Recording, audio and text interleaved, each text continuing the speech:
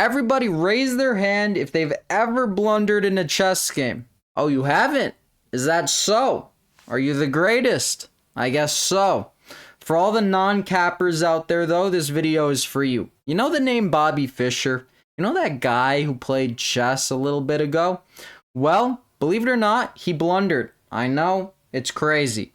You guys might be like, oh, you're referencing the Spassky Fischer Game World Championship match. No, I'm not. We're going to be looking at 4 blunders, right? Because the thumb's not a finger. I heard that somewhere. We're going to be referencing 4 games where Fischer did blunder and he did lose the game. The first game is against Paul Banco. This was played in 1960 when Fischer was 17 years old. Who was Paul Banco? Well, he was a grandmaster. He lived to the age 91. I believe he was Hungarian descent. He was good at chess. I don't know if he was a great guy, but he lived till 91. That's a good life. That's a long life. So what would you play in this position as black? Fischer is playing with the black pieces. As you can see, it's very balanced. What do you notice about the position? Well, I noticed this bishop aiming at this pawn. So what should you do about that? You should play the move pawn c6. You might be like, my guy, you just blundered a pawn. Queen takes d6. Oh my goodness. No, it's not a blunder. Of course, you're not supposed to take the dark squared bishop because this would then come with check. That's not a great trade for black.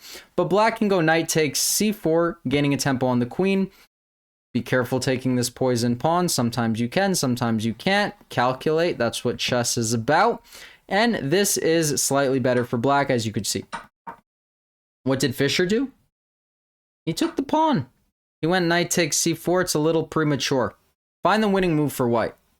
The winning move for white is knight to d5. Boom. A central knight.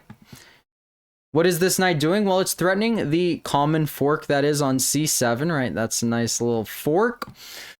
And why can't the bishop take? Well, because if the bishop takes, our bishop takes, and that is again another fork, and black is going to go down a knight. So what should Fischer do? Surely he can't blunder 2 times in a row, but he can.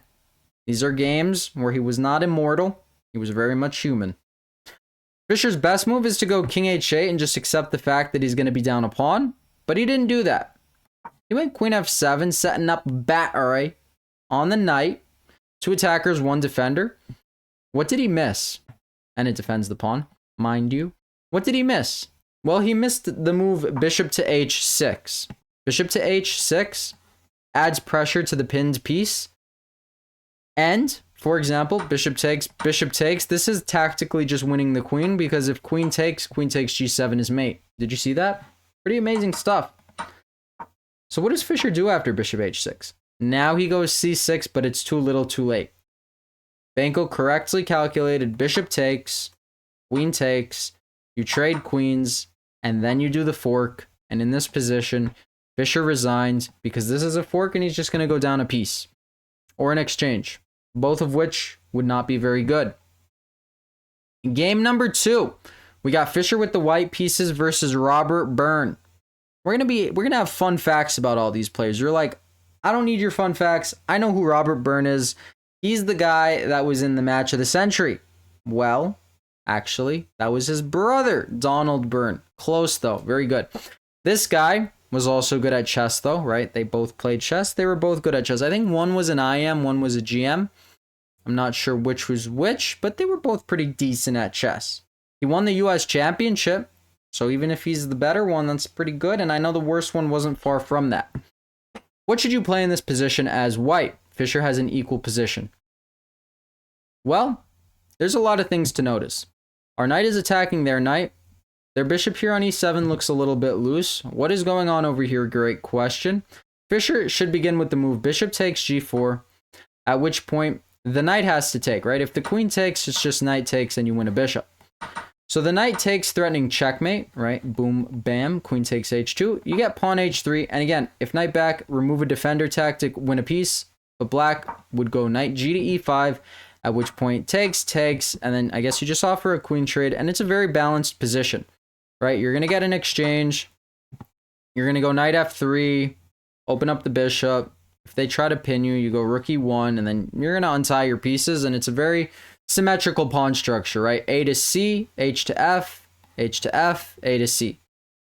So would be a draw. But what did Fischer do? He went knight takes c6. Move order is a game. I mean, chess is a game where move order matters, right? We all know that. In fact, the biggest difference between like a GM and a master is really just the PEMDAS of the position, right? The order. A lot of the ideas, 95% of the ideas are the same, really. I mean, like a normal GM, not like a super GM. 95% of the ideas are the same. It's just how your mind calibrates it, how it puts it in order, and how it executes the idea, right? If an out of order plan that's great is not a great plan, right? You botch it. So chess is a move order thing. You got the move order wrong here. What should black play? The winning move is bishop to d6. The switch, aiming in at h2, again, threatening checkmate. So white has to play h3. We get bishop takes e2, knight to d4, saving his knight. But at the end of the day, Fischer is just down in exchange, and so he resigned in this position because it's a clean exchange, and black's position has no weaknesses. Pretty good game. The next game, Fischer is playing with the white pieces versus Munoz Caesar. I know there's accents above that, so I definitely botched that. Maybe it's Munoz. He's an Ecuadorian master, and I have to say, shout out to Ecuadorian people. I've known a few my whole life, and they've always been very good people, which is just a fun fact that from my personal experiences, shout out Ecuador. This guy was just a chess master, but don't let that fool you. He beat people like Bent Larson. He played in Reykjavik for the team championship. That's where he beat Larson. He was also an engineer, so a man of many trades, many facets, well-rounded, don't mind, and he beat Fischer. You know, it's like, what is your greatest accomplishment? Is it graduating college? Is it, you know, starting a family? He's like, no, it's beating Fischer. He didn't say that. At least I hope not. But it's a great accolade. So what should Fischer do in this position? Well, as you can see, this probably came from some sort of dragon versus Yugoslav, right? It looks like a Yugoslav for white and a dragon for black. Fischer has to go rook to c1. He has to guard his position like so, and just absorb the incoming attack. Instead, he went e5, and the idea makes sense, but again, poor timing. The idea is that if pawn takes, we would get pawn to g5, dislodging the knight from guarding the bishop, and white would just pick up a piece. You might be like, okay, so queen takes. Well, no, right? Not so simple, because then the rooks thrive, the pieces for black are not so great, and the pieces for white are pretty great. And if you put those words into math, who wins? White. So what did Fischer miss? He missed or miscalculated the move pawn to b4. By the way, he was 17 in this game, 22 in the last game, 18 in the next game. In case anybody of you cares, you could do the math from when he was born to figure out what the years, right? I'm going to let you do math. You guys are chess players. You should be decent at math. This guy was an engineer, so he was decent at math. Pawn to b4. Pawn takes knight. Pawn takes knight. This attacks queen, so queen needs to move, and then black picks up a pawn. So now black is up a pawn. Why is he so winning? Doesn't it look like white has a great attack? Right? Takes and a lot of mating threats, but queen f7. This is the problem. I believe in this position, Fischer resigned because of the bishop pair. It's just way too strong, right? The base of the pawn chain is too strong. There's a lot of pressure on the queen side over here, and this knight is out of the game doing nothing. So it's like black's up a whole piece, even though he's only up a pawn. Bishop pair.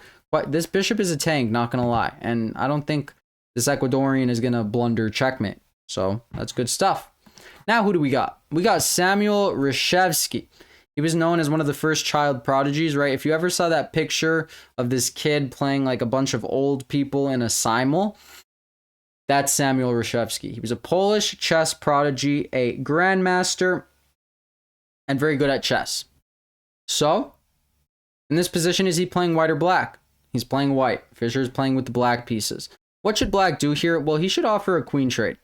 Right, the bishop's attacking the queen. He should offer a queen trade. If he gets the queen trade, it'll be a balanced position. Samuel Reshevsky was pretty good at chess, so he's probably not going to accept the queen trade. But at least, you know, Fischer can do some Fischer-esque things and then maybe hold the position. But instead, he blunders in one move. He takes this oh-so-poisonous pawn, and why does this lose? Well, it loses for many reasons, the main reason being queen d7, and Fischer resigned because that is a fork, and even if the rooks reconnect, there's just bad stuff that's going to happen over here, and black is going to get checkmated. So, I hope this video made you feel better about your blunders. Happens to the best of us, happens to the worst of us, happens to all of us. Thank you as always for watching. I'll see you next time. Peace, guys.